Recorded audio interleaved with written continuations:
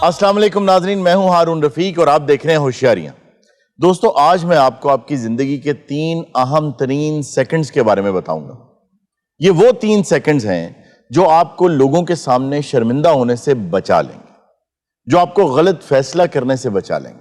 ये वो 3 सेकंड्स हैं जो सबसे बढ़कर ये करेंगे कि आपको अपनी ही नजरों में शर्मिंदा होने से भी बचा लेंगे।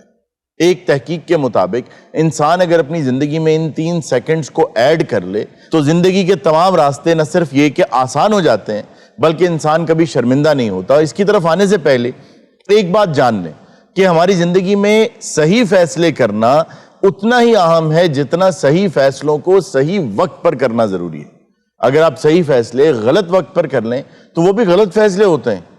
इसी तरह जो भी बात हम करने लगते हैं, कुछ भी कहने लगते हैं, अपनी जबान खोलने लगते हैं किसी दोस्त के साथ, अजीज के साथ, रिश्तेदार के साथ, तो उससे पहले अगर हम 3 सेकंड के लिए रुक जाएं और उन 3 सेकंड्स में अपने आप को अपने जहन में एक मर्तबा फिर सुन लें कि मैं क्या कहने लगा हूं, तो वो 3 सेकंड एक तहकीक के मुताबिक आपकी जिंदगी में बहुत बड़ा पार्ट प्ले कर सकते हैं आपको कामयाब करने के लिए। और यकीन जानिए 60% ऑफ द टाइम्स जब लोगों ने इस तहकीक के मुताबिक इस फॉर्मूला को इस्तेमाल किया तो उन्होंने जो बात कहनी थी वो नहीं कही, क्योंकि समझदारी का तकाजा सिर्फ ये नहीं है कि हमने बात क्या कहनी है, बल्कि ये है कि ये कहनी भी चाहिए या नहीं, और जिससे मैं कह रहा हूं क्या इससे कहनी चाहिए या नहीं।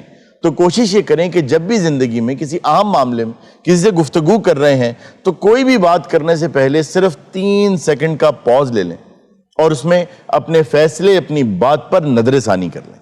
आइए इस पैगाम के साथ आपको लेके चलते हैं सोनी महिवाल के पास और देखते हैं वहां इस वक्त क्या हालात है। और जल्दी कर, जल्दी मत तेरे को चीज मारनी सिर दे विच।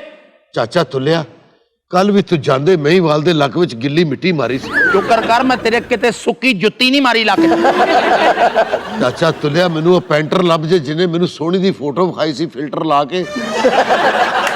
अच्छा ये बताओ कि सब कुछ तुमने बेच दिया इसके इश्क में, तो कहां गया पैसा? खा गई। इतना पैसा खा गई? आपका लाखों का जेवर, आपकी पोशाकें सब बिक गया? कड़े खरीदना मेरा बजट खराब नहीं होया। अच्छा। मैं 2 मुरब्बे चीकनी मिट्टी दे खरीद के दिते ने। अच्छा। जिथे हुण मैं आप पैर नहीं रख सकता। इथे नौकरी करना हुण। ये हार क्यों नहीं बिका? इस सिर्फ मैं अपना मरणजीन गल च रखिया। अच्छा। बहुत हालात खराब हो गए, तेनू बेच के मैं अपने वतन वापस चला जाऊंगा। तो इससे ज्यादा हालात क्या खराब होंगे? बस हालात भी खराब निकले ते इश्क भी खराब ही निकले। नाल काम भी कर नाल। बड़ा फिरे हैं तुम प्राइवेट घोड़ियां ते।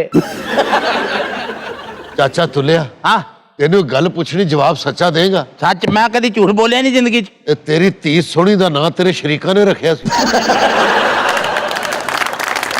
सोनी तुम क्यों इतनी खामोश हो, खुश क्यों नहीं लग रही? खामोश ना रवा ते इत्थे लुडियां पावां। जिहड़ियां गल्लां होण डईयां ने मरन वालियां हुंदियां। ये ज्यादती की बात है। आपको अगर नहीं पसंद तो आप छोड़े, आप क्यों रुके हुए यहाँ पे? मैनू इश्क ने डकिया सोनिया। वाह। नहीं तो महिवाल कदों दा टुर गया होंदा। जब ये आया था तो इतना फ्रेश था, तो क्या रियल स्टोरी में भी इसका इतना ही बुरा हाल हो गया था? बस मेरे इश्क ने मेरी मत मारती। ए चीजों फ्रेश रहन दिंदियां ने।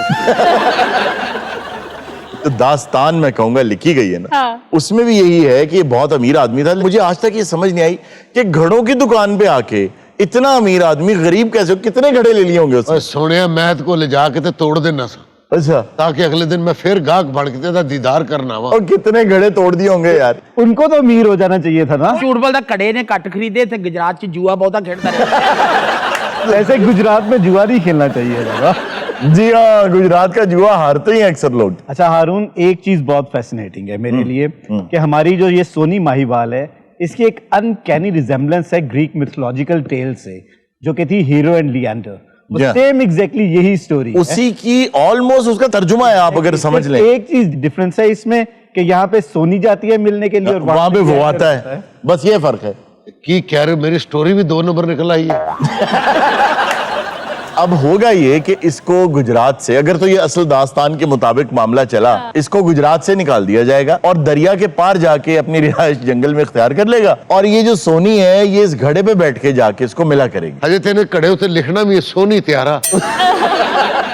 अच्छा, एक बात बहुत परेशान करने वाली है क्या? कि सोनी ने सारी जिंदगी घड़ों को जो डेकोरेट करने में अपना वक्त गुजारा है, जी, जी। और जब वो कच्चे घड़े को पकड़ के दरिया पार करी थी, उसको पता नहीं चला कि ये कच्चा घड़ा है। आपको सारी जिंदगी पक्के घड़े की पहचान है, तो आपको कच्चे घड़े की भी पहचान होनी चाहिए। हाँ। गीली मिट्टी जो होती है, ये जो खुश्क मिट्टी होती है, उसको फौरन पता चल जाता है। अच्छा मैनू पता सी कड़ा कच्चा है जी। मैं आप चाहे कि डूब के ही मरे। अच्छा, सलमान खान की एक मूवी है दबंग, उसमें सोनाक्षी सिन्हा का भी ऐसा ही कैरेक्टर है, तो मुझे लगता है उन्होंने वो आइडिया इधर से ही चोरी किया। किथे शनाक्षी सना दी गल कर रही है मटियारे, ये ते मैनू पुष्पा राज दी पहन लग रही है। ਤੂੰ ਵੀ ਇੱਥੇ ਥੱਲੇ ਬਹਿ ਜਾ ਕੌਂਡਾ ਰੈਡੀ ਦੇ ਬੇਟੇ क्योंकि कई बारी मेरे कोलों लंघदी लंघदी मैनू क्या गई है, क्या? ए साले झुकेगी नहीं। पिछले सेगमेंट में भी यही घड़ा था तुम्हारे पास, अभी तक यही है। मैं जो मर्जी करा, ਤੁਹਾਨੂੰ ਕੀ ਪਤਾ ਮੇਰੇ ਦਿਲ 'ਚ ਕੀ ਸੋਚਾਂ ਚੱਲ ਰਹੀਆਂ ਨੇ। क्या सोचे चल रही मुझे बताएं। ਤੂੰ ਮੇਰੀ ਲੱਗੀ ਨੂੰ ਕੀ ਜਾਣੇ, ਹੋਵੇ ਆਸ਼ਿਕ ਤੇ ਕਰੇ ਕਦਰ ਮੇਰੀ, ਤੂੰ ਮਸ਼ੂਕ ਹੈ ਤੇਰੀ ਬਲਾ ਜਾਣੇ। ओए की मत वजी सी ओए मैं ही वाला तू ते अपने मुल्क च इस रंग दी मक्खी नहीं सी वेखी। किथे गया पेंटर दे बच्चे मरन। ਇਸ਼ਕ ਨਾ ਪੁੱਛੇ ਜ਼ਾਤਾ ਮਈ ਵਾਲਾ, पुछ लड़ियां चाहिए ने। ਮੈਨੂੰ ਤੇ ਤੇਰੇ ਨਾਲ ਇੰਜ ਪਿਆਰ ਹੈ ਮਈ ਵਾਲਾ ਜਿਵੇਂ ਚਕੋਰੀ ਨੂੰ ਚੰਨ ਨਾਲ। ਨਾ ਕਾਕੀ ਤੈਨੂੰ ਇਹਦੇ ਨਾਲ ਇੰਜ ਪਿਆਰ ਹੈ ਜਿਵੇਂ ਚਮਗਾਦੜ ਨੂੰ ਦਰਖਤ ਨਾਲ।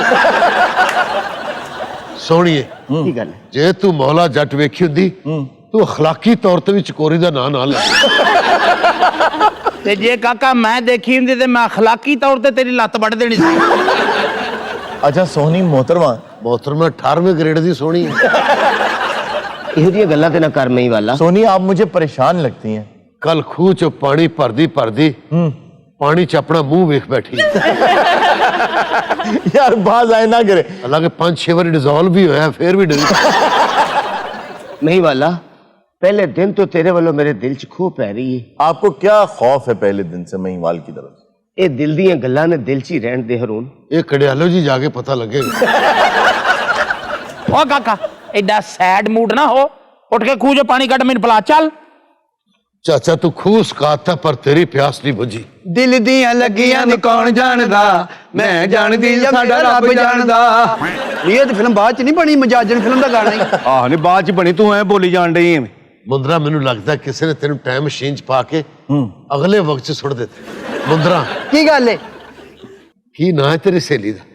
ਇਹ ਬੜੀ ਪੜ੍ਹੀ ਲਿਖੀ ਏ, ਇਹਦਾ ਨਾਂ ਹੈ ਰੱਜੋ। अगर ए रजो है ए ते फिर भुखो ही होई। ਉਹਦਾ ਨਾਂ ਰੱਜੋ ਏ ਤੇ ਇਹਨੂੰ ਵੇਖ ਕੇ ਭੱਜੋ। ਉਹ ਮੇਰੀ ਸਹੇਲੀ ਵੱਲ ਜ਼ਿਆਦਾ ਨਾ ਵੇਖ, ਇਹ ਸਾਡੇ ਪਿੰਡੋਂ ਨਹੀਂ ਹੈਗੀ। तू ना भी दस तो मैनू यकीन है कि तेरे पिंड हो भी नहीं सकता। ਸਾਡੇ ਪਿੰਡ 'ਚ ਵੀ ਬੜਾ ਹੁਸਨ ਸੀ, ਇਹ ਤੇ ਸਾਡੇ ਪਿੰਡ 'ਚ 1-2 ਵਾਰੀ ਅੱਗ ਲੱਗ ਗਈ ਸੀ। और ये तिन्ने सहेलियां बह के उदों सेक रही हैं। ਵੇ ਮਹੀਵਾਲ ਕੀ ਆਪਣਾ ਹਾਲ ਬਣਾ ਰਿਹਾ ਹੈ? ਤੂੰ ਆਸ਼ਿਕ ਕੱਢ ਤੇ ਲੱਗਦਾ ਜਨਾਹ ਬਾਗ 'ਚ ਕੋਈ ਪਾਪੜ ਵੇਚਣ ਵਾਲਾ। अच्छा, इनके आने से महिवाल बड़ा फ्रेश हो गया है। ਮਈ ਵਾਲ ਨੂੰ ਪਤਾ ਨਹੀਂ ਮੇਰੀ ਸਹੇਲੀ 'ਚ ਕੀ ਨਜ਼ਰ ਆ ਗਿਆ। जिंदगी किसमें? रज्जू में? नहीं है खब्बों में। इस वेले तू जिंदगी और मौत की कशमकश दस किधर जाना चाहना है? एक पासे आगी ते एक पासे बुखारा। इश्क च की हाल बना लिया, लगदा महल्ले च भंबीरियां बेचण वाला फिर। वे ते तू एक मुल्क दा शहजादा सै, अपनी की हालत बना ली हो, लगदा मेले च कोई रोटियां लाउण वाला फिर। इश्क ने की हाल कर दिता है तेरा मई वाला। मेरा ते इश्क ने कीता ते एदा किन्ने कीता? इरजा जी ਮੈਨੂੰ ਲੱਗਦਾ ਸਾਡੇ ਵਰਗੀਆਂ ਕੁੜੀਆਂ ਨੂੰ ਪਸੰਦ ਨੇ। क्या? इधर राजा एक गल करके ओदी रेटिंग क्यों थले सुट? महिवाल, मैं भी तो इतनी खूबसूरत हूँ, मेरी तरफ क्यों नहीं देखते तुम? मैं इधरले गुजरात च या उधरले गुजरात च?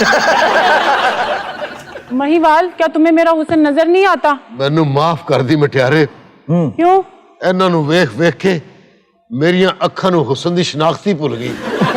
वे तू ते चंगा भला एक मुल्क दा शहजादा सै, लगदा पिंड दा देगां पकाउण वाला फिर। ਉਹ ਬੱਚੀਆਂ ਇਹ ਫੀਲ ਕਰ ਰਹੀਆਂ ਵੀ ਮੇਰੀ ਇੱਥੇ ਨਾ ਲਾਸ਼ ਪਈ ਹੈ।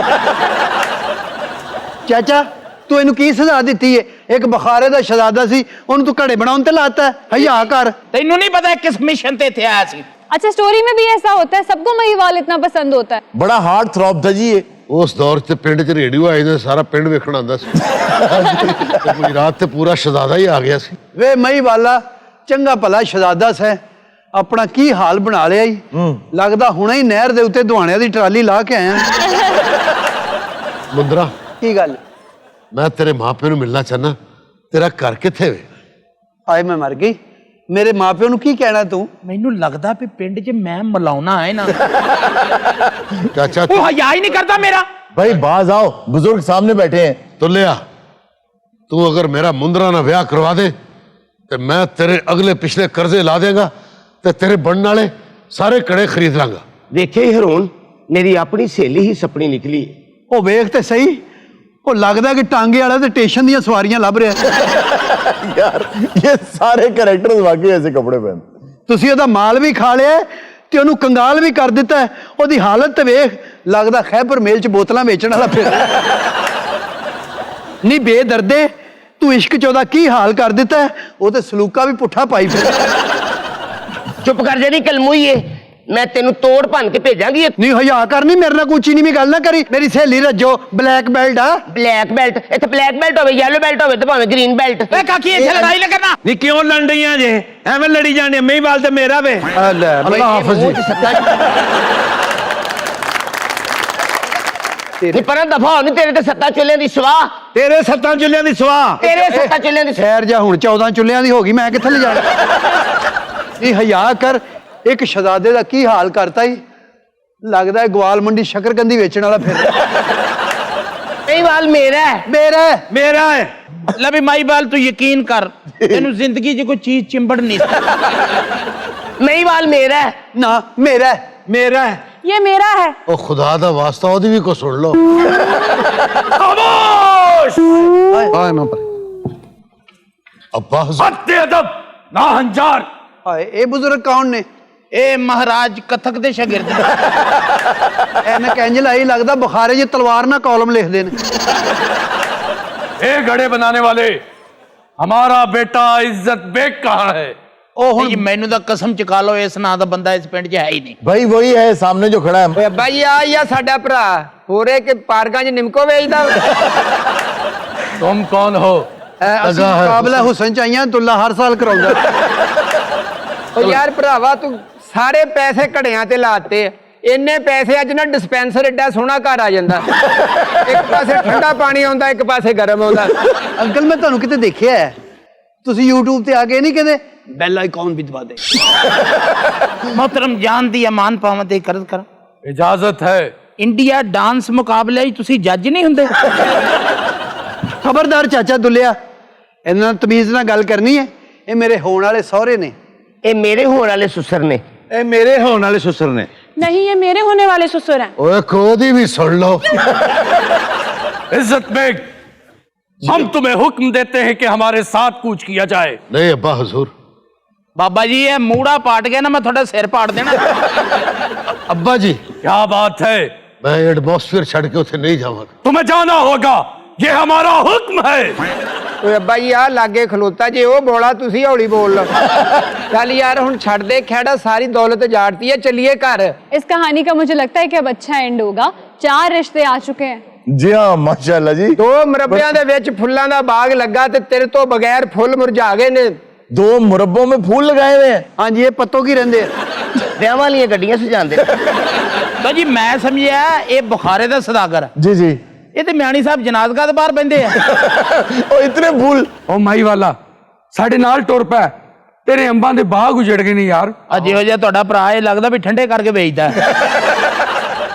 ਉਹ ਭਰਾਵਾ ਤੁਰ ਪਾ ਕਰ, ਉਹ ਤੇਰੇ ਤੋਂ ਬਗੈਰ ਗੋੜ ਵਾਲਾ ਵੇਲਣਾ ਉਦਾਸ ਹੋਇਆ ਈ। मेरे तो बात सारा खानदान वेला ही बैठा रहा। ओ भरावा बग्गी घोड़ी तेरा रात तक के बुढ़ी हो गई। पहले केड़ा हर साल फर्स्ट आती। ਉਹ ਭਰਾਵਾ ਘਰ ਆ ਜਾ। ਉਹ ਫਸਲਾਂ ਵਾਸਤੇ ਸਾਨੂੰ ਕੋਈ ਖਾਦ ਨਹੀਂ ਉਹ ਦੇਣ ਡਿਆ। ਤੇ ਤੂੰ ਵਿੱਚ ਲੇੜ ਲੂਣ ਲੈਂਦਾ। ओ भरावा तेरियां पैलियां च चिटकबरी सुंडी दा हमला हो गया। ਤਲਵਾਰਾਂ ਤੁਸੀਂ ਪਿੱਛੋਂ ਬੂਟ ਪਾਉਂਦੇ। ਅੰਕਲ ਤੁਸੀਂ ਬੁਖਾਰਾ ਸਟੇਸ਼ਨ ਤੇ ਰਸਾਲੇ ਨਹੀਂ ਵੇਚਦੇ? हत्ते अदब। इज्जत बेग, अगर तुम हमारे साथ नहीं जाओगे तो हम तुम्हारा सर कलम कर देंगे। ना जावे मई वाला, जे तू चला गया तो मैं जहर खा के मर जावांगी। अपने पैरों ते मुंह दी मिट्टी ना छड़ी। मैं हुणे जहर लेके आया। ਉਹ ਥੋੜਾ ਜ਼ਿਆਦਾ ਲੈ ਆਈ। वो तो भाग गया। ਕੋਈ ਨਹੀਂ, ਇੱਥੇ ਸਵੇਰ ਕੰਮ ਤੇ ਆਉਣਾ ਹੀ ਆ, ਫੇਰ ਫੜ ਲਾਂਗੇ। हाय मेरा महीवाल चला गया है। ਹਾਏ ਮੇਰਾ ਮਹੀਵਾਲ ਚਲਾ ਗਿਆ। हाय महिवाल मेरा चला गया। हाय मेरा महीवाल चला गया। ओ यदि भी कुछ सुन लो। नाजरीन, वक्त हुआ एक छोटी सी ब्रेक का, कहीं मत जाइएगा, अभी मिलते हैं ब्रेक के बाद। आप बता रही थी कि क्या हुआ था? मेरा ख्याल है इस विंग च सिर्फ तानू क्लियर ए ही नजर।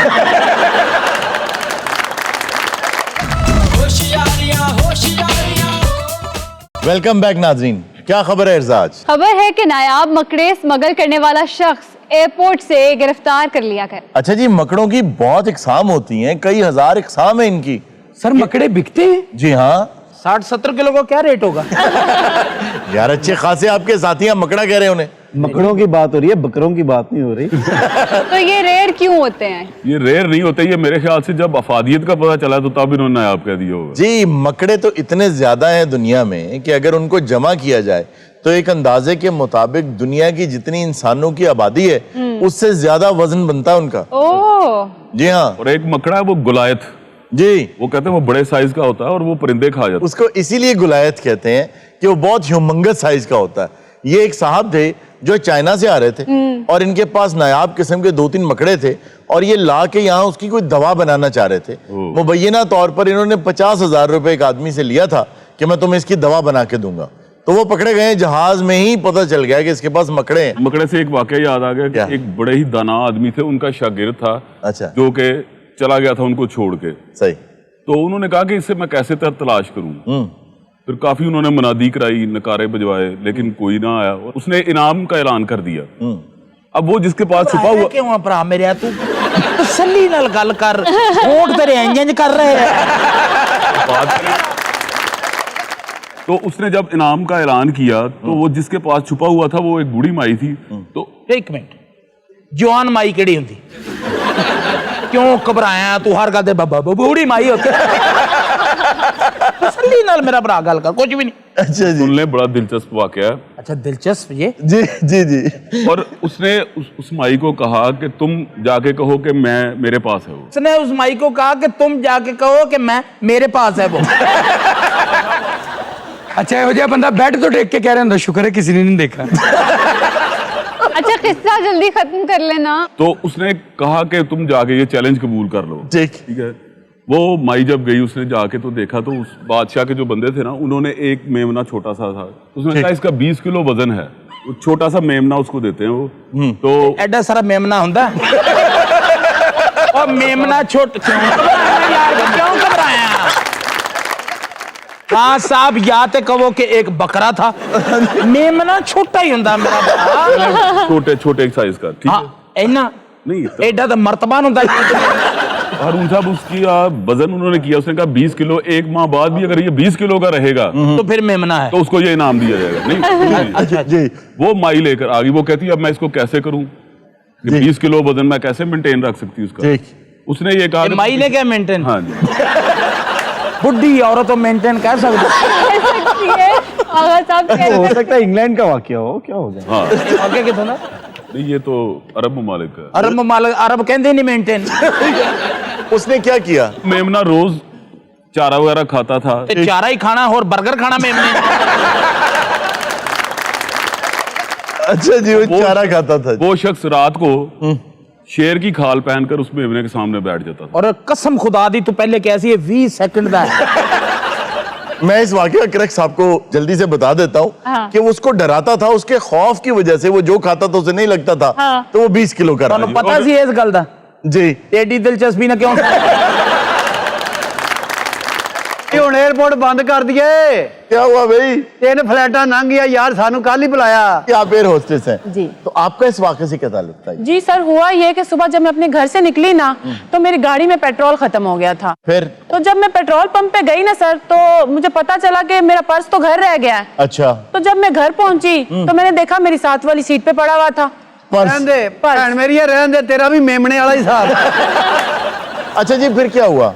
तो तो सर जब मैं वापस पंप पर गई ना तो मुझे पता चला ये पर्स तो कोई और है। ਬੀਬੀ ਤੂੰ ਤਸੱਲੀ ਨਾਲ ਪਰਸ ਲੱਭ ਲਾ ਅਸੀਂ ਗੱਲ ਦੱਸ अच्छा जी आप कौन है? 에어ਪੋਰਟ ਤੇ ਸੋਹਣ ਹਲਵਾ ਵੇਚਦਾ ਔਰ ਜਦੋਂ ਦੀ 에어ਪੋਰਟ ਦੇ ਨੇ ਦੁਕਾਨ ਕੀਤੀ ਨਾ ਇਹਦੇ ਹੱਥੋਂ ਕਿਸੇ ਨੇ ਨਹੀਂ ਲਿਆ। ਜਿਹੜਾ ਗਾਹਕ ਆਂਦਾ ਨਾ ਉਹ ਕਹਿੰਦਾ ਜੀ ਕਿਸੇ ਹੋਰ ਨੂੰ ਕਹੋ ਫੜਾਵੇ ਤੂੰ ਨਹੀਂ ਦੇ। ਸਾਰੇ ਸਾਹਿਬ ਆ ਕੈਪਟਨ ਆ ਪਾਇਲਟ ਆ अच्छा अच्छा जी आप पायलट है जहाज के? कैप्टन नियाज, इस वक्त हम 20,000 फीट की बुलंदी पर प्रवास कर रहे हैं। ਇਹਦਾ ਮਤਲਬ ਹਜੇ ਚੜਿਆ ਹੀ ਹੈ। मुझे इनसे जरा पूछना थे आप कौन है जी? डिश डिश डिश शो ਤੁਹਾਡਾ ਹੁਸ਼ਿਆਰੀਆਂ मेरा नाम है हकीम दिलदारिया वाह वाह वाह दे बैठा गिरफ्तारियां बांह फड़ के 10 दिन सारियां बीमारियां आहा। दूसरी मेरी ब्रांच खारियां मारो तालियां। ਤੇ ਬਾਬਾ ਜੀ ਇਹ ਮੁੱਛਾਂ ਤੁਹਾਡੀਆਂ ਕਿੱਥੇ ਗਈਆਂ ਸਾਰੀਆਂ? ਕਿਸੇ ਨੇ ਲੱਗਦਾ ਠੋਡੀ ਤੇ ਪੈਰ ਰੱਖ ਕੇ ਉਤਾਰੀਆਂ। ਤੇ ਬਾਬਾ ਜੀ ਤੁਸੀਂ ਜੇਲ੍ਹ ਜਾਣਾ ਕਰ ਲਓ ਤਿਆਰੀਆਂ ਇਹ ਵਿੱਚੋਂ ਖਾਧੀਆਂ ਗਈਆਂ ਨੇ ਸਾਰੀਆਂ।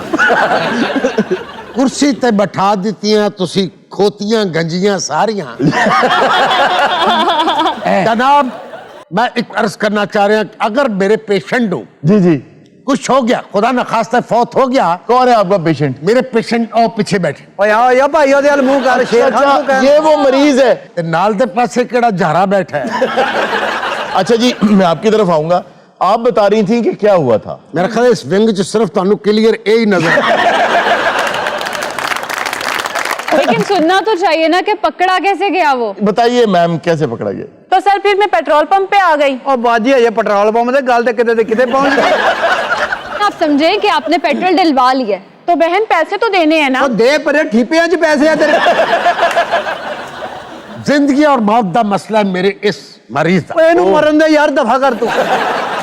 ਜਿੱਦਾਂ ਦੀਆਂ ਤੂੰ ਦਵਾਈਆਂ ਬਣਾਉਂਦਾ ਨਾ ਉਹਦਾ ਮੌਤ ਦਾ ਹੀ ਮਸਲਾ ਹੈ। अच्छा नहीं क्या ਜਦੋਂ मसला? ਮੈਂ ਬੋਲਣਾ ਉਦੋਂ ਤੈਨੂੰ ਕੀ ਮੌਤ ਪੈਂਦੀ ਹੈ।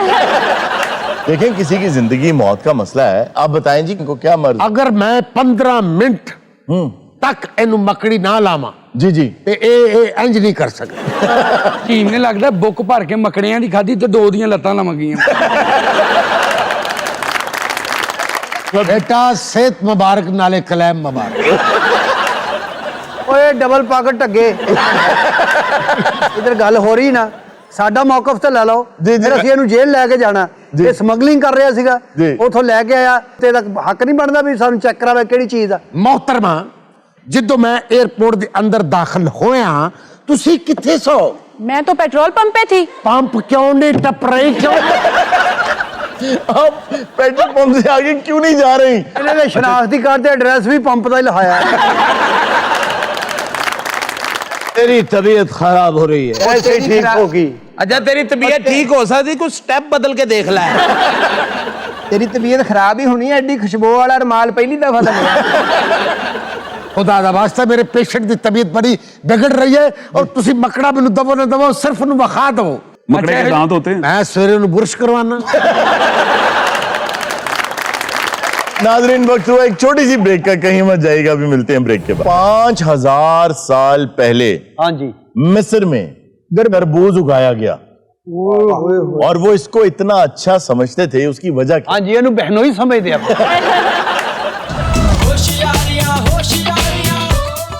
वेलकम बैक नाजरीन।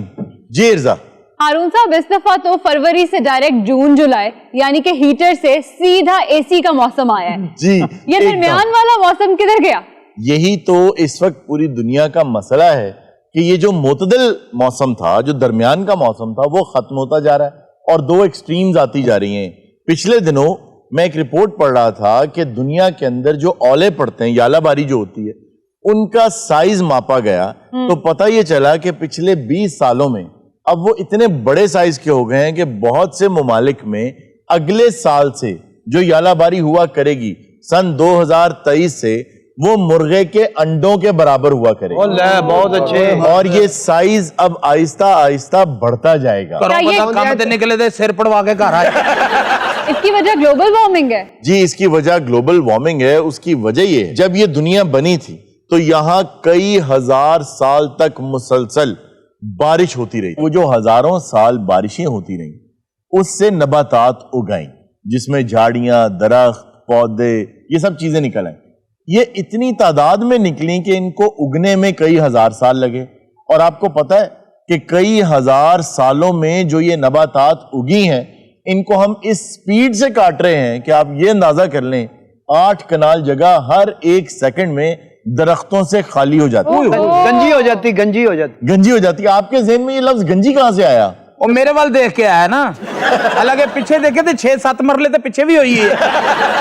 लेकिन उन्होंने अच्छी तशबीह दी है। जी, तशबीह तो अच्छी दी है। और मैं एक और तशबीह की तरफ आ रहा था कि एक अंदाजे के मुताबिक खुदा न खास्ता अगर अभी ग्लोबल वार्मिंग को ना रोका गया तो जो यालाबारी आज से 40 साल के बाद हुआ करेगी, तरबूज के साइज के उसमें जो औले हैं वो गिरा करें। बहुत अच्छे। ਇਹੋ ਜਿਹੇ ਬੰਦੇ ਨੇ ਤੇ ਰੇੜੀ ਲਾ ਲੈਣੀ ਹੈ। ਉਹਦਾ ਮੌਸਮ ਆਵੇ ਸਾਰੇ ਏਡਾ ਏਡਾ ਮਤਲਬ ਔਲਾ ਤਾਂ ਨਹੀਂ ਨਾ ਪੈਣਾ ਚਾਹੀਦਾ। ਜਿਹੜਾ ਮਰਜ਼ੀ ਮੌਸਮ ਆਵੇ ਤੂੰ ਕਿਹੜਾ ਪੱਲਿਓਂ ਖਾਣਾ ਹੈ। ਭਾਈ ਤੁਸੀਂ ਕਦੀ ਖਾਦਾ ਨਹੀਂ ਦੁਆਣਾ, ਗੱਲ ਨਹੀਂ ਕਰ ਰਹੇ। ਦੁਆਣਾ ਹੁੰਦਾ ਸਬਜ਼ ਕਲਰ ਦਾ ਹੈ, गोल अंदरों लाल, कभी चिट्टा भी निकल आंदा। तुम्हें किस बेवकूफ ने कहा कि सिर्फ लाल और सफेद होता है? और जी वो की हरे रंग दा होंदा अंदरों में। नहीं अच्छा, तो फिर आपको पता ही नहीं है। हाँ, वो कई जगह पे अंदर से सब्ज होता है, कई जगह पे अंदर से सफेद होता है। सारे कलर दिखाओ मेनू, सारे कलर दिखा दो। अंदर से पीला भी होता है। आपके पास कोई पर्पल पड़ा है? मिस्र में ये रिवायत थी कि जो आदमी मर जाता था उसके सीने के ऊपर तरबूज रख दिया जाता था कि इसको इससे सुकून आएगा। नाल छुरी रख दे सी, एक प्लेट रख दे, थोड़ी जी बर्फ, कालियां मिर्चां, एक नालो कांटा जिहा। आज जो दफना के आंदे इहो जिहा बंदा चला कवर पुट के ते दवाना खा जांदा है। अगर आप तरबूज की तारीख में जाएं, हाँ, तो तारीख में तरबूज एक बादशाह भी हो चुका है। तेरी तरबूज की तारीख है, जंगा लड़ियां तरबूज। नहीं, देखो आप अगर किसी भी चीज की तारीख में जाएंगे तो पता चलेगा कहां स्टार्ट हुई। ਉਹ ਤਰਬੂਜ਼ ਦੀ ਕਿਹੜੀ ਤਾਰੀਖ 'ਚ ਜਾਣਾ? ਸਾਡੇ ਵੱਡੇ ਕਹਿੰਦੇ ਉਸ ਦੁਕਾਨ ਤੇ ਜਾਈ ਤਰਬੂਜ਼ ਲੈ ਆਈ ਲੈ। भाई 5000 साल पहले हाँ जी मिस्र में तरबूज उगाया गया और वो इसको इतना अच्छा समझते थे। उसकी वजह क्या? हाँ जी, ਇਹਨੂੰ ਬਹਿਨੋ ਹੀ ਸਮਝਦੇ ਆ। ਹੁਣ ਵੀ ਮਿਸਰ ਦੇ ਬਾਜ਼ ਇਲਾਕੇ ਜਿੱਥੇ ਇਹਦਾ ਉਰਸ ਹੁੰਦਾ ਤਰਬੂਜ਼ ਦਾ, ਸਵੇਰੇ ਸਾਰੇ ਤਰਬੂਜ਼ ਨੂੰ ਹੱਥ ਲਾ ਕੇ ਕੰਮ ਤੇ ਜਾਂਦੇ ਆ। अच्छा, काम पे चाहे वो नहीं जाते थे हेलो हाथ लगा के, लेकिन तरबूज की मिस्र में इतनी इज्जत थी कि जब ਕਾਦੀ ਇੱਜ਼ਤ ਕੀ ਬਣ ਗਿਆ ਤਰਬੂਜ਼ ਨੂੰ?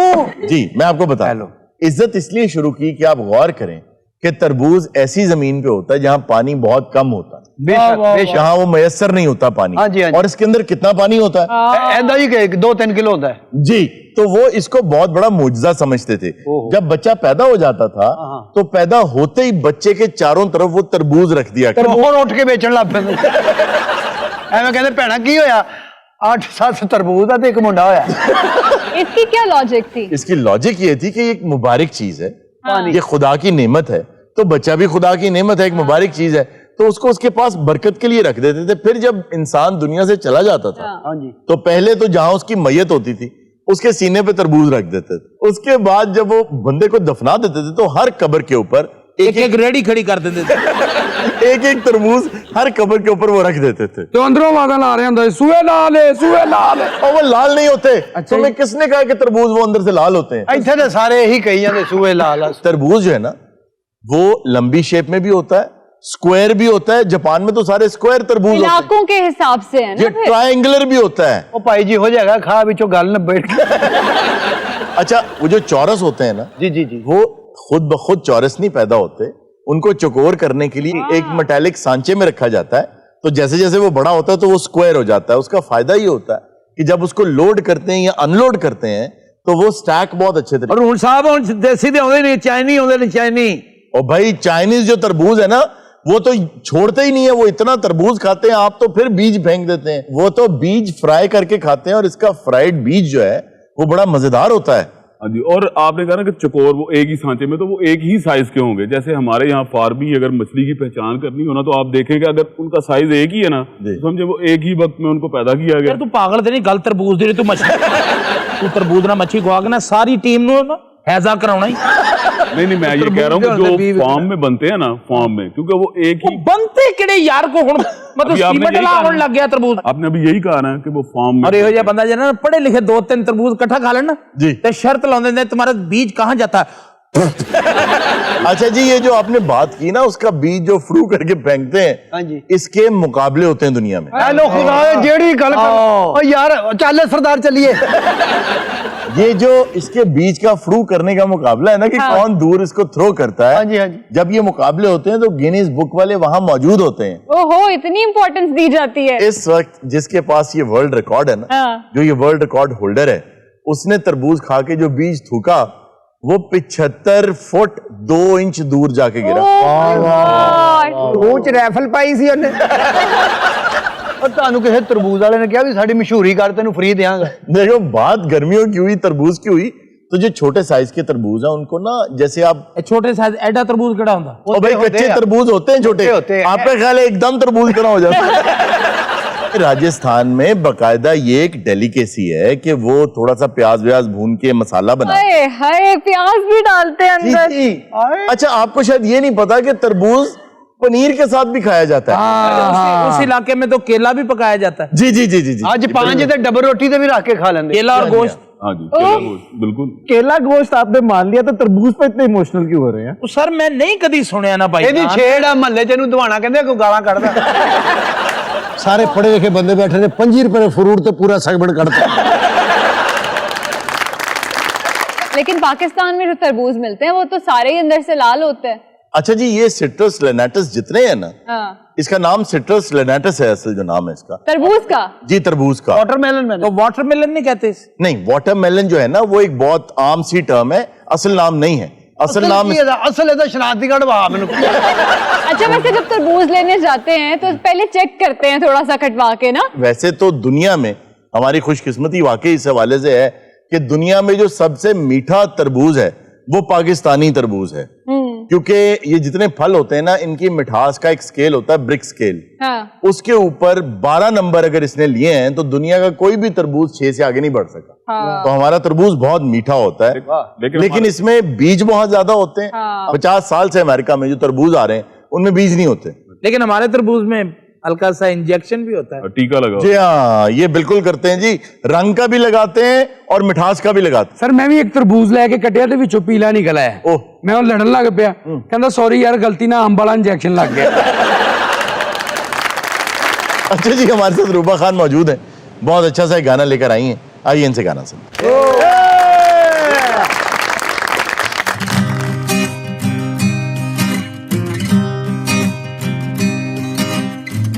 माए नी माए साडे पिंड विच रांझण जोगी आया है, कन विच मुंदरा पाके ओने प्यार दा अलग जगाया है। माए नी माए साडे पिंड विच रांझण जोगी आया है।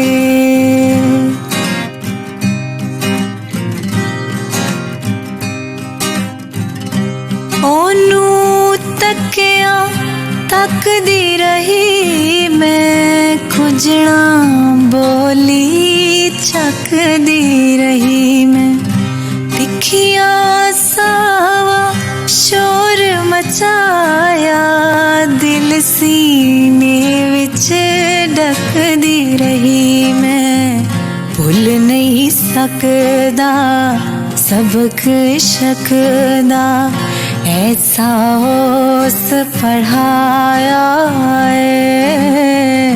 माए नी माए साडे पिंड विच रांझण जोगी आया है।